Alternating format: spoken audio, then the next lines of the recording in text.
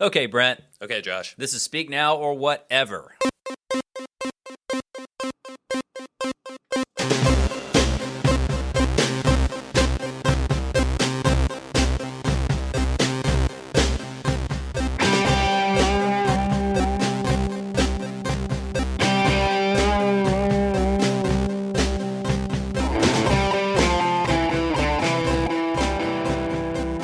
This is our interview with Jeremy Griffith and Jake Brown of the band Moments in Grace. That's right. And why are we interviewing Moments in Grace? Moments in Grace will be reuniting for a Furnace Fest after party Right on. here at Workplay, October 3rd. When's the first time you heard Moments in Grace? I heard Moments in Grace in 2003 from my brother.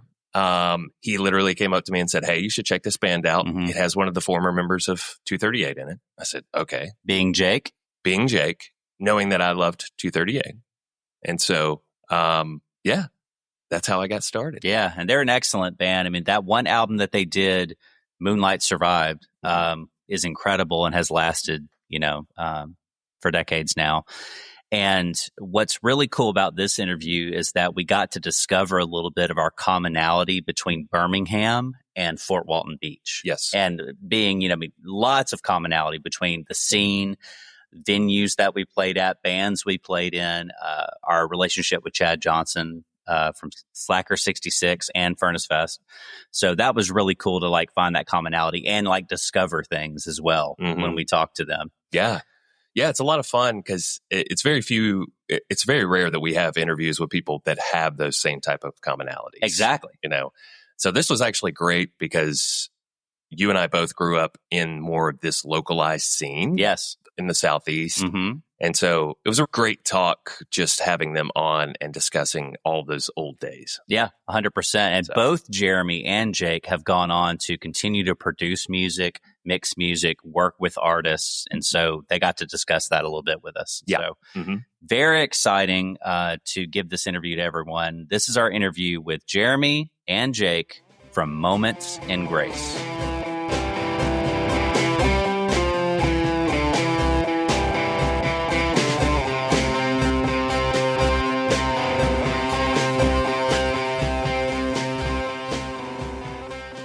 So where are you all at now?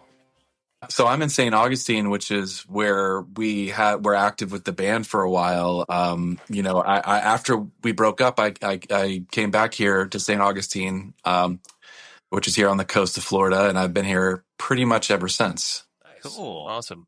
Well, that's cool. I live in Nashville now. I just moved here. I was in New York City for a while, and then I was back in Fort Walton Beach, Destin, Florida. So you guys know where that is. Oh, very much. Mm-hmm. Yeah. Redneck Riviera, just fun. But I just moved up here, bought a house with my little family, and we like it. Nice. That's all. Good. By the way, I'm Brent. This is Josh. Good to see you guys. Quick. We're super excited to have you guys. I mean, Josh Williams, he's like, man, I really would love to get Moments in Grace back together to play a Furnace Fest after party. And I was super excited. So how did that even happen?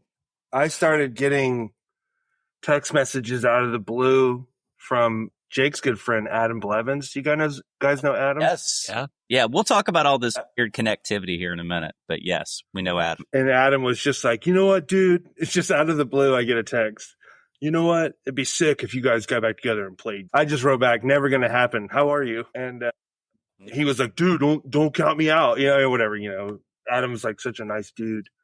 And then an hour later, Josh emailed me and I was like, okay, weird.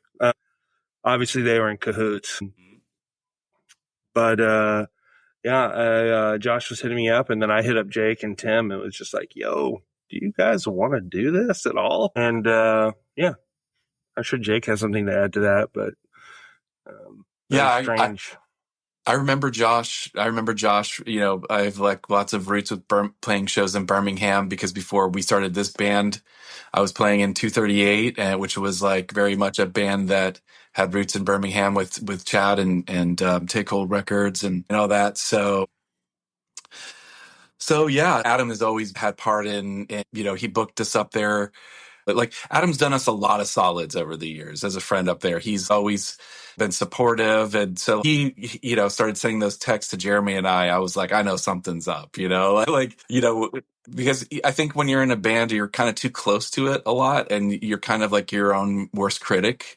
So we're like, we don't know that anyone wants to see this. Like, we love each other and we're all on good terms. And it's like, something that we love when we see each other, we love to talk about. But just the fact that somebody else, Josh reaching out and being interested to make it a reality was surprising.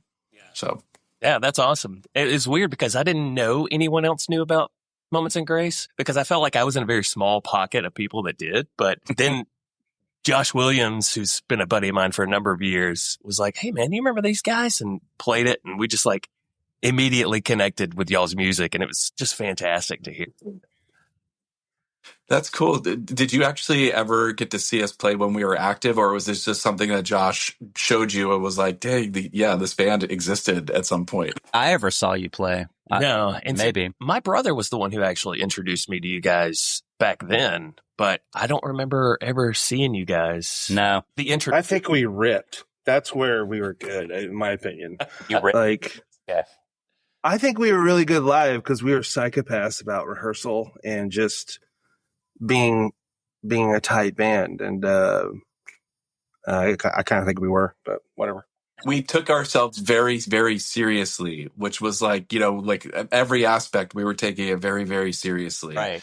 Which is like, could also throw you off because it's like, we were ready to like work hard and really like do things for the band. I remember doing interviews back then and they're like, why don't you guys have any tattoos? And like, it's like, wow, we're busy working on this band. Tattoos are not a priority. Yeah.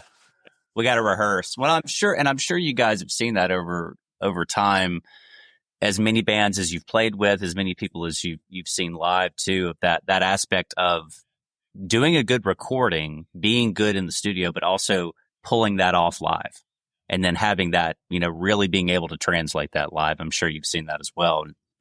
It was a really different time though. It was kind of before Auto-Tuner Live and tracks. Like there were a few bands pulling off tracks. Like I think I saw that band Elliot play once and the drummer rolled in with like this rack of ADAT recorders. I'm like, what's this guy's problem? And like, it was crazy what he was pulling off, but it was kind of before all that where now it's kind of, I feel like it's standard to have tracks. And I think it's really cool. I think for me, I was nervous. Like I just wanted it to be good. And I always wanted it to be, I don't know, impactful show. Absolutely. So let me just go ahead and jump straight into this of the various connections we have. So yeah, we go way back with Chad Johnson from Slacker 66 and Take Hold Records and all that. Go way back with him. The Fort Walton thing is what I wanted to talk to you guys about specifically. Okay, so I feel like I've heard each of you or one of you mention the Java Pit before. That's the spot, dude. That's the spot, yeah. Our punk bands back in 2001 or 2 played there, and the band that we played with was Agnostia. Oh yeah. My God. First time there. And I don't know if you know Peter. Peter was in the real tall one, bleach blonde hair. Peter, we know Peter, yeah. Yeah, we showed up to that show and walked in and we're like, oh, okay, who do we talk to? And Peter comes up dressed all black lipstick and bleach blonde hair. He's a tall dude too. And he had a lunch box full of sandwiches that he had made for us. It's like, here you go. Welcome to Fort Walton. And so we got to play with Agnostia that night. And they came here all the time. Like we became friends with them. We played with them all the time. Played in Pensacola. Yeah. So now I have to know what your bands were. Or were you guys both in the same band? No. And he's Brent younger than me. So okay. That band was called, the band that I played in was called Lasting Value. And I remember that band. Yeah. No. I'm sure I saw you guys play at some point. Yeah. Maybe you did, for sure. And so we played here a lot. Of course, we played in different parts of Florida, but Fort Walton, we became really good friends with Agnostia. We played a house show with them, like a basement show. We played at the Java Pit. They came here all the time. So we have that connection. Dang. Yeah. And then a basement in Florida, like underwater, just like wild. Some person's house. Again, back then, it's like, Agnostia booked the show and we showed up and followed our MapQuest directions, and we ended up at somebody's house. And it turned out it was in a basement. Yeah, down there. I wonder if it was Peter's house, because his house was kind of like a split level situation. Was there a guy named Nick in that band? Oh, yeah. Okay, Nick. I mean, here's the thing about Agnostia. Like I recorded their very first demo, Yes. and Jeremy recorded their first album. Like, and Nick, who you're talking about, is my oldest friend. Like, I've known him since like first grade. So yeah. He's not going to remember me. Even if you mentioned me, and he wouldn't even know who I was. But I think Nick remembers everything. I will send him this clip, and he'll be like, "Dude, of course I remember you." He might remember the band name. He'll remember the band name, I think, because we played together so much, and they come up and hung out here all the time. Oh, but the other thing was Last Flight In. So the Last Flight In connection, and you just mentioned Adam Blevins a little while ago. Again, very old. Dave and I, David Swatzel, who's in Unwed Sailor, was also in Last Flight In, and he and I are from the exact same town. Weird. At that time, that was like a really weird circuit. Jake can talk on this too. I felt like it was like Fort Walton Beach, Tallahassee, Birmingham. I'm like, yes. What happened to New Orleans and Atlanta? But we always just went and we just did everything in those zones. Yeah. But yeah, I'm sure Jake saw you. There's a good chance Jake has a video of your band playing. I hope not. He recorded everything. I really hope not. Jake's just a vault. He's like a music historian, so he's going to have it. Yeah. You just keep it all somewhere. I was always the guy with the camcorders. Now everybody has one, but back, I sound like such an old guy. Now everyone has one, but No, it's true though, Jake. I mean, dude, you were recording way before anyone else. It was cool. Like, I mean, everywhere we went, just I'm like, there's Jake. He's in it. Everybody's doing it on their phone, but back then you had the mini DV cam or whatever. Yeah. So Jake, have you thought about making that digital and making it available? Yeah, I mean, some of it is because I was like on YouTube from the get-go. Like I have a 17 or 18-year-old YouTube account with some old footage of Moments in Grace, some early tour footage from us, and like stuff from 238 and all kinds of gems from like the like Northwest Florida music scene. There's a lot on there, but there's like tons more that I haven't got to. So yeah, there's really, now that we're doing Moments in Grace again, I really want to go back and go through some of these tapes that I've never gone through, because I know there's going to be, I recorded a lot while we were on tour, and there's just so much I haven't even gone through still. So Jake, I think the best video you ever shot, and I know you know what I'll say probably, is that Zayo show. Do you know what I'm talking about? Like your view. I wasn't a Zayo fan. I didn't really like grow up on that, but that video, I'm like, this is the baddest thing I've ever watched. Yeah, I got this camcorder footage of Where Blood and Fire Bring Rest era Zayo in a small room where just like the rafters are just like falling down on us. Everyone's just like so sweaty, and it's like the best Zayo footage on YouTube. Like people, I think the Punk Rock MBA used it in one of his videos, and so many people hit me up and they're like, "Hey, the Punk Rock MBA used your Zayo footage." I'm like, "Yeah, it's the most watched footage on my channel." Getting to watch Russ. I mean, I know Brett Detter was playing, but you had like this angle on Russ, and I was like, that dude is limber. Like, because he would jump up and then like land on his knees, and I'm like, I cringe at those, but man, it's the sickest footage I've ever seen. Sometimes you just catch a band when they're like at their most like on fire moment ever, and that was like it. Like that was still like an electrifying show when I think about it to this day. So sick. Who was the original singer of Zayo? I think that was a guy named Sean Jonas, I believe he's still singing in a hardcore band now. But I've never met Sean, but I think he was their first singer. He started Symphony in Peril. Oh, yeah. Okay. Yeah, he started Symphony in Peril, so he's still with those guys. Evidently, they're still doing stuff. But maybe they did a reunion show or something before, like a pre-Furnace Fest show. Gotcha. Last year or a year before, something like that. But yeah. But when you were talking about like having footage of that incredible show, like at this one time, my first like underground Christian show was Zayo, Strong Arm, and Stavesacre. and it was in. It's a good one. Yeah, well, I think it was this original lineup of Zayo in '97, and he was screaming so hard that he puked on stage, and nobody had a camera. No one was videoing this. I'm like, I'm the only dude.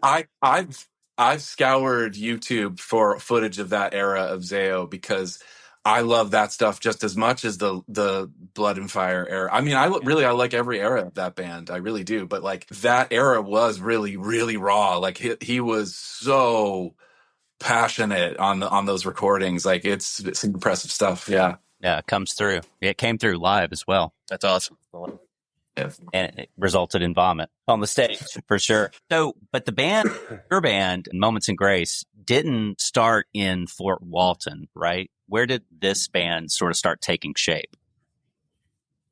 I mean, I think it did. Well, it kind of did, and it kind of started from all over. I mean, 'cause Jake and I were buds for a long time. Right.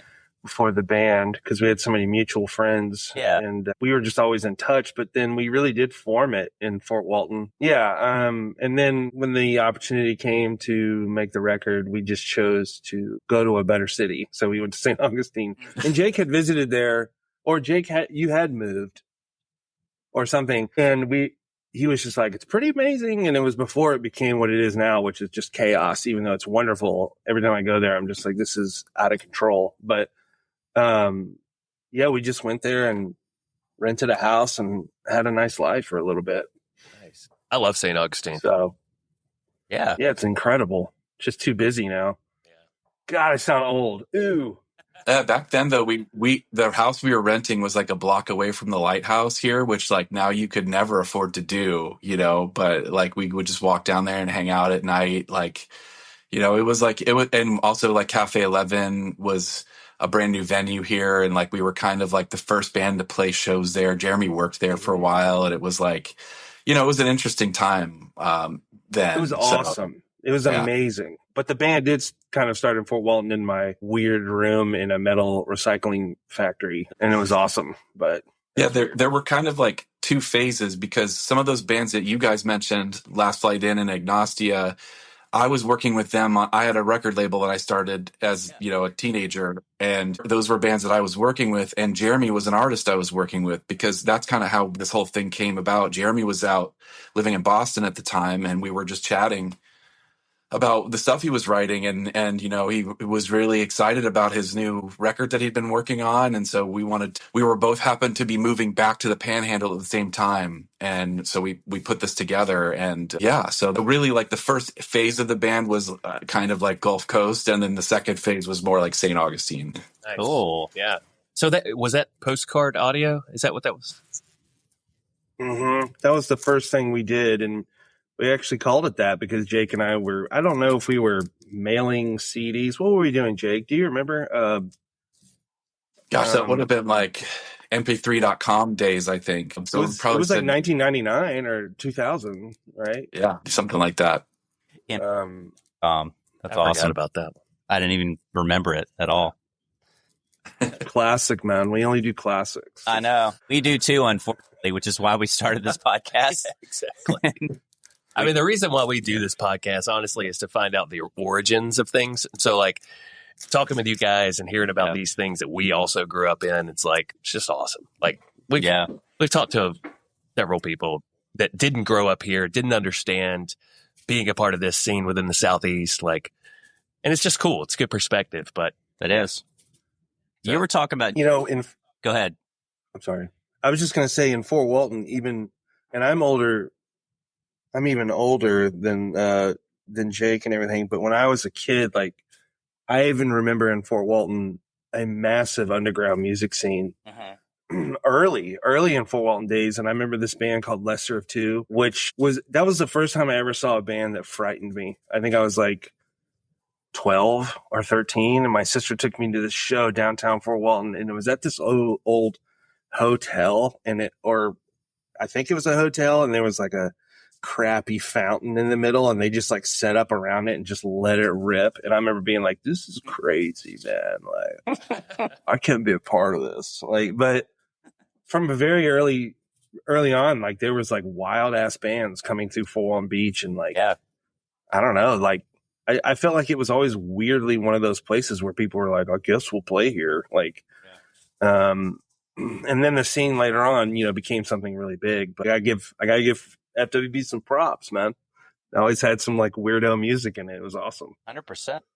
We saw that happening here in Birmingham too. I mean, the very same thing you're talking. Sure. We just saw it kind of bubble over, at one point, and especially Chad's influence, Chad Johnson, and his enthusiasm for getting this music out. I mean, he really helped foster all that stuff. And yeah, we definitely saw a lot of that happening here in the South, here in Birmingham, Alabama. Slacker 66 was so interesting though, because we, back then, the internet was just, it wasn't anything. So you'd hear about this place and be like, oh man, there's this place. It's in Birmingham. You're like, wow, Birmingham. It's like going to Mars when you're a kid, And they're like, yeah, these bands At the Drive-In's going to play. And like, I heard At the Drive-In played with Jimmy Eat World. You're like, Jimmy Eat World. And your head's like exploding. And you're like, why are they going to Birmingham? Like, what's happening here, But I got to give Chad a lot of props that, what a weird time. Like, buying cool or independent music back then was by catalog. Like, we had a place in Fort Walton called Stylus. You'd go in and be like, hey, ever heard of, and he would literally pull out a book and like flop through the book, So like, props to Chad for like creating this situation where people could actually come and then create this lore for the whole Southeast where people are like, man, Slacker 66 is serious, dude. Yeah. So it's pretty sick. I mean, I think it's impressive. It is. Yeah. And his continued support for this scene, I mean, doing Furnace Fest, bringing been huge. It's been awesome to see. But Jake, how did you get involved with like Take Hold Records, with like 238? Like, how'd that even happen? Yeah, I mean, it's like I met Chad, I mean, for Jeremy and I, like growing up in the Panhandle, 238 was already a pretty established band. Like, they were pretty beloved and friends with everybody. And so when I joined the band, it was like, I was very, very excited. It was like my Judas Priest moment at the time. I'm like 18 walking into my favorite band, because it was like the first local band I ever saw play a show. And, now I'm in the band, and my first show with the band was at Take Hold Fest in Birmingham. That, I met Chad and met the Birmingham like scene at that show and was just so blown away. Like, I think we played like first or second. That might have been the year that Legends of Rodeo played. Still good. Those guys are still good friends of mine. I still see them and hang out with them. And like, so, it's crazy just how like creating a scene and fostering it, like the shockwaves of that and the relationships that's created, just like beyond people he would even know or expect, is just insane. Like, there's so like he's responsible for creating so many of my lifelong friendships still, so, but that's how I initially met him, was playing one of the Take Hold Fests. Nice. That's awesome. I'm pretty positive I was at whatever show you played. I'm pretty sure I was at that Take Hold Fest. Yeah. You probably were too. Yeah. I played two of them, and they were both awesome. Like, I remember Narcissus playing, A Few Left Standing, Yeti. They were really Spitfire, who I love still. That Jeremy knows the Jimmy from Spitfire. Okay. And Chris Raines. Yeah, I know those guys really well. Oh yeah, all those guys. Yeah. Mm-hmm. Did you play the one where did 238 play? Which one did Dashboard play? I'm always forgetting this. That was like a fall, like it was a weird festival because it was Furthest Things Forever, Fairweather, and Dashboard Confessional, and I can't remember what it was. Okay. It was a Take Hold Fest to some extent, but because it was at Shades Valley Community Church, right? Because it was like that small little room, but yeah. I was wondering if you... I didn't play that one. I do remember playing the first Furnace Fest and talking to Chris Caraba a lot at that, because we were close with the Further guys and our tours intersected a lot and they were friends. So like, I remember the first Furnace Fest really well, but I don't remember playing that Take Hold Fest. Okay, cool. Yeah. Well, dang. Well, what's it going to take to get Legends of Rodeo and you guys and maybe even 238 to play? I mean, to get that, because Legends of Rodeo, I mean, that was one of my favorite bands. They were incredible, Yeah, even Moments in Grace, we played with them a few times. I think it might have been when we were still Postcard Audio. Yeah, but I recorded John Ralston a few years ago for a Gasoline Heart record I did. He sang every backup vocal. Awesome. which was really funny because Lewis was like, "Hey, John's just gonna sing every single vocal," and I was like, "Okay, cool." And yeah, we went back and forth a little bit. It was cool to hear from him. Cool to hear his voice.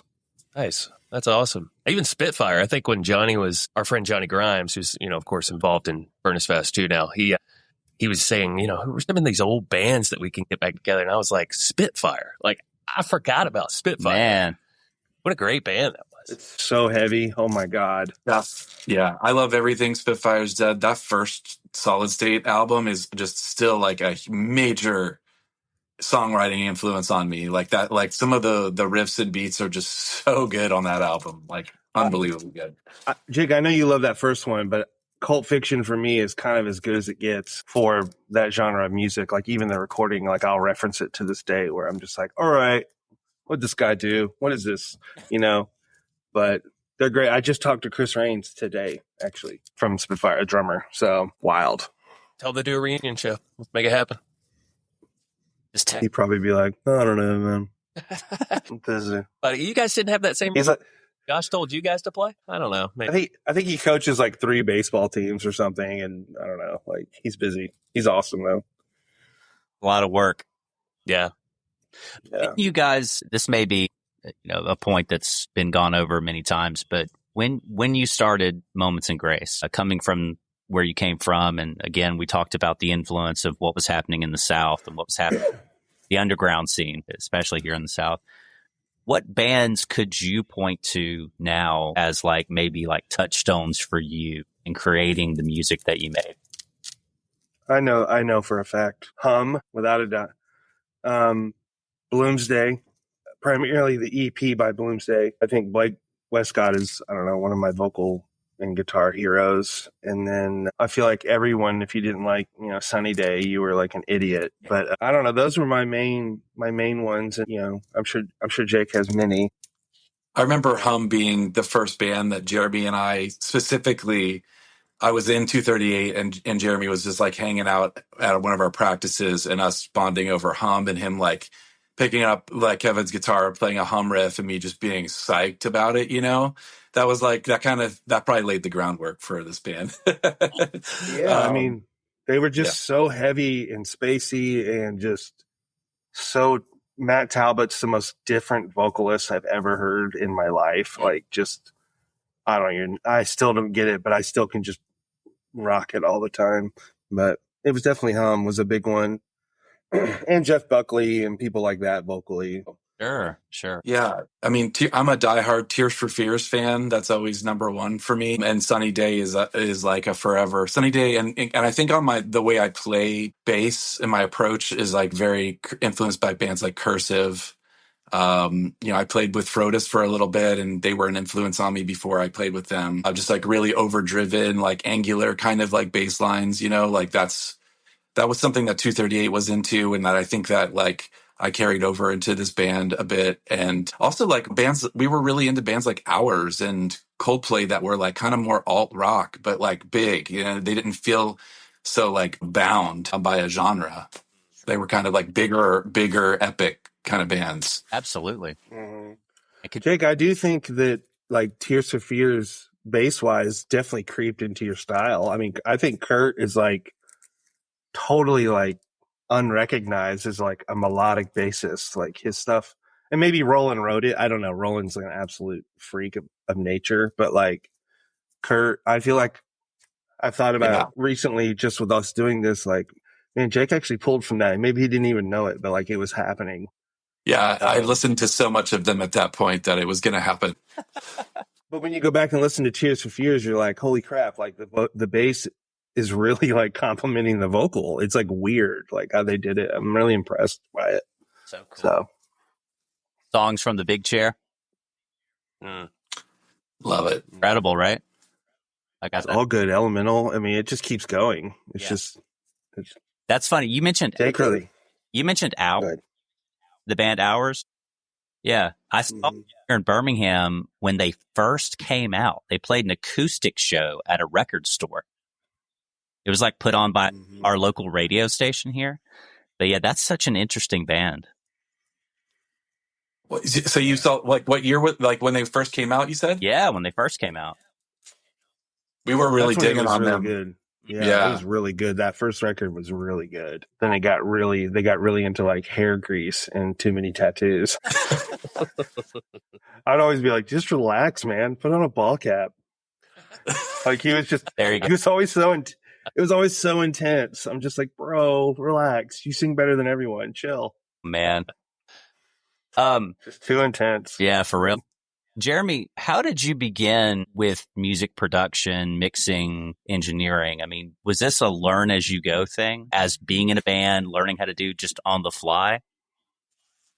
Well, I mean, truthfully, I was into it way before I was into making my own music. For like a rock band, I never thought a rock band was realistic. I mean, I played sports all the way into college. So sports like kind of occupied that space where like a rock band would really. And, but I was always really interested in recording, like, the kids now, they have it pretty good. Like it's pretty chill, like how easy it is to record. But my first recording situation is incredible. It's a 2 Walkman setup. Remember the like yellow Walkmans? Yes. Okay. I was born in 79, so give me some grace here. But like I had 2 yellow Walkmans, like a mixer that my mom found at our local church. And I had one microphone. And so that was like I think it was like 7th grade. I started doing this. So basically I would record like a guitar part on one Walkman and play the Walkman through the mixer. And as it's playing, I'd play along with it onto the new Walkman and then back and forth. And of course, it was super bobo because, they were battery powered. So they both were running at different speeds. So over time it would get out of tune. I didn't understand all this stuff, it was really frustrating. But then one day, gosh, I don't know, might have been 9th grade or something. I went out into the garage and I was like, what the hell is this thing? And there was a reel-to-reel tape recorder, a 4-track reel-to-reel tape recorder, which funny enough, I just figured out why my parents had a 4-track reel-to-reel recorder this year. But because I've been going deep on that same recorder, I have it in my house and I've been making like mixed reel-to-reel albums from vinyl because I'm a geek. It's really fun. But that was the first one that did like really high quality audio because it would record at like 7 inches per second. So I actually was getting that's like really high fidelity for back then when you were recording like really bobo home setups, just like I'm saying, like now you can just, you can record an album on your iPad now and it's unbelievable. Yeah. So I kind of was always like obsessed with it. And it was really the thing before having a band or my own music. When you say, Jake, is that true, you think? Or am I making that up? Yeah, having the reel-to-reel. I know my dad had one. Yeah, he had a bluegrass band and that he would record it on it. Yeah, I'm just saying as far as like my focus really was about the recording at first. Like I really definitely. Jeremy had he was like known in our circle to be like good at recording way before everyone for sure. And it was hard. It was really hard to make a good recording at that point, and hence why some of those recordings are really bad. But you do your best. But yeah, I mean, it was just a natural progression for me to keep doing it after the band. And luckily, I met a lot of people and just I'm obsessed with this crap. Look at this room. This is insane. So it's like that's the first thing we thought. We saw your room and we went, he's obsessed. Well, I've dumbed it down too. This is my new spot. My old spot was crazier. Yeah, I mean, it's out of control. But yeah. I think that's really just. I've always just been like enchanted with sound, and how it works, and it's just getting worse the older I get. I'm just getting more and more like psychotic about it. Like it's getting weird, guys. So the new Moments in Grace stuff is real fucking weird. Just be prepared. It's just noise. I can't wait. I don't know if that's happening. Jake's like teasing us about it. You know what's funny about this though is Jake makes great recordings too. Like he's been doing it. Like I've always been obsessed with gear and all this, but Jake's always been like, he always like would limit himself to like one little machine, which I think is so interesting. Like I give myself so many options that it's like absurd.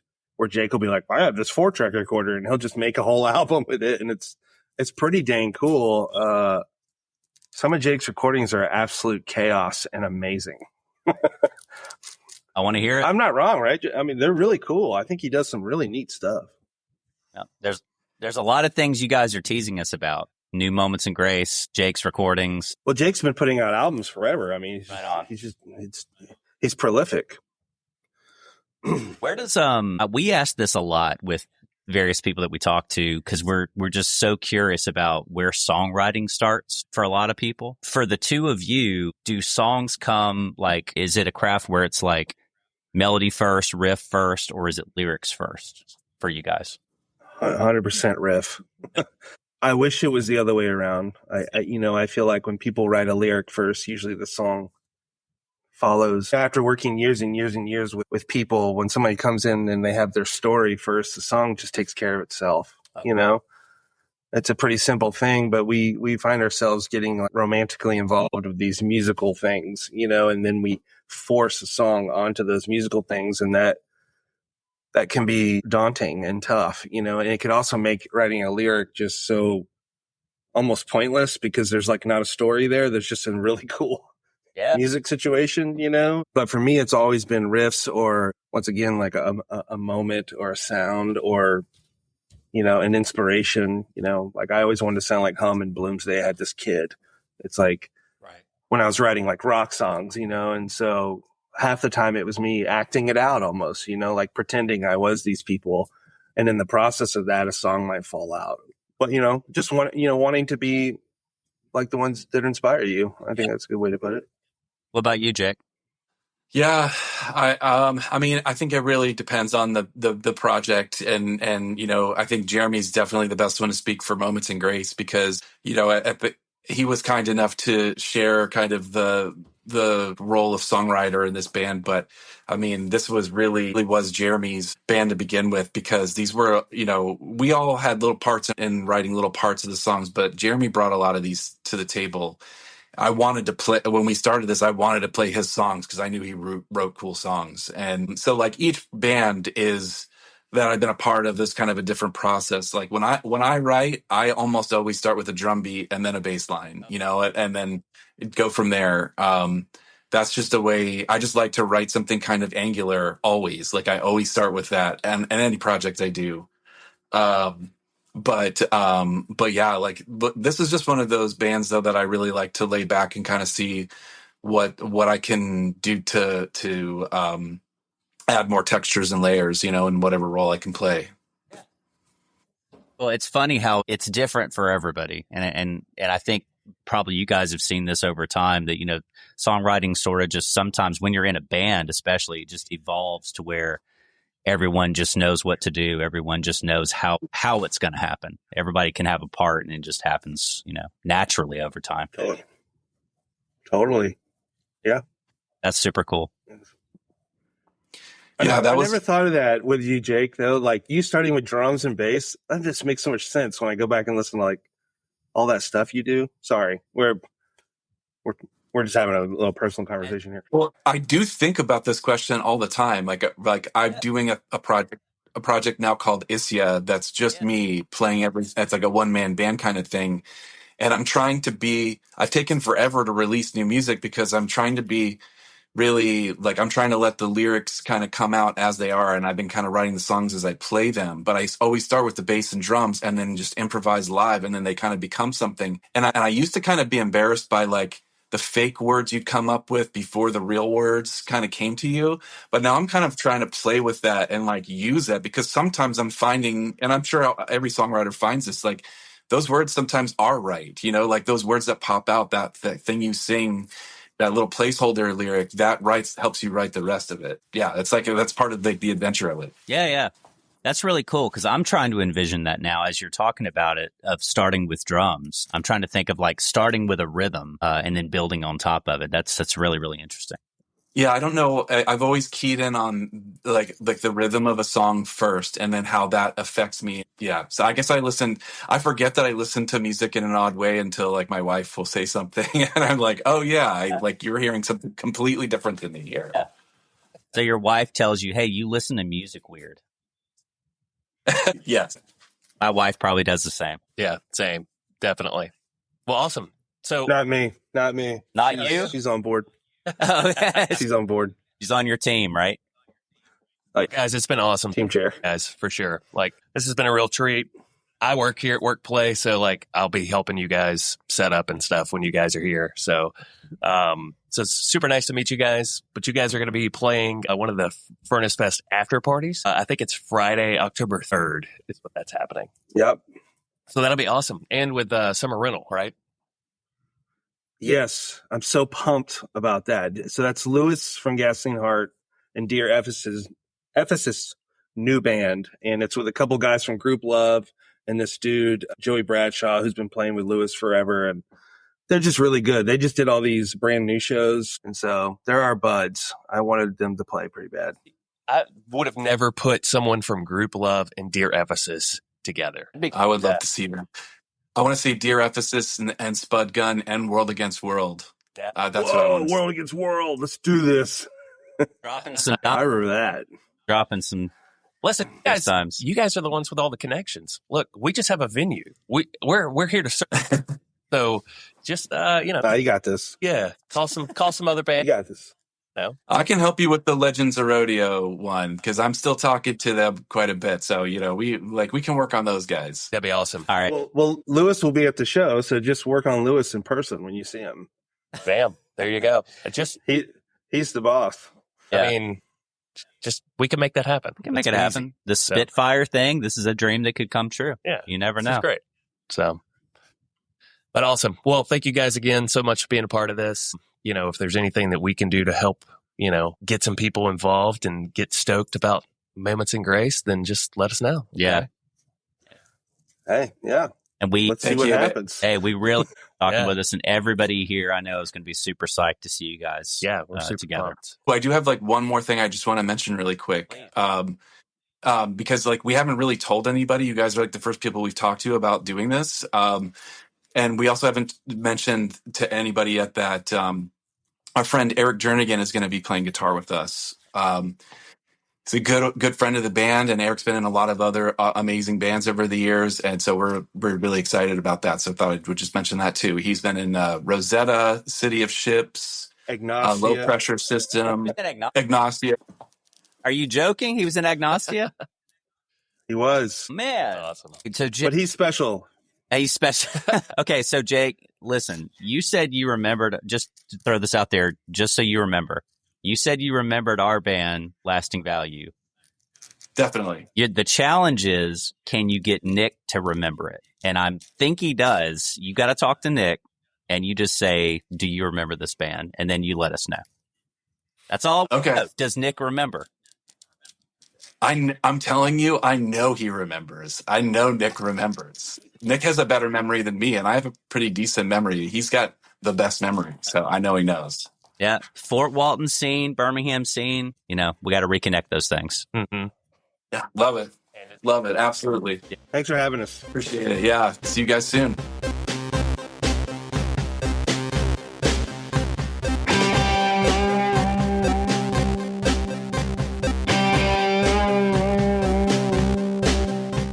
We'd like to take the time to thank Workplay here in Birmingham, Alabama, for allowing us to record and edit our episodes in their dedicated podcast studio. If you or someone else you know is interested in starting a podcast without the hassle of purchasing equipment, please reach out to Workplay at workplay.com.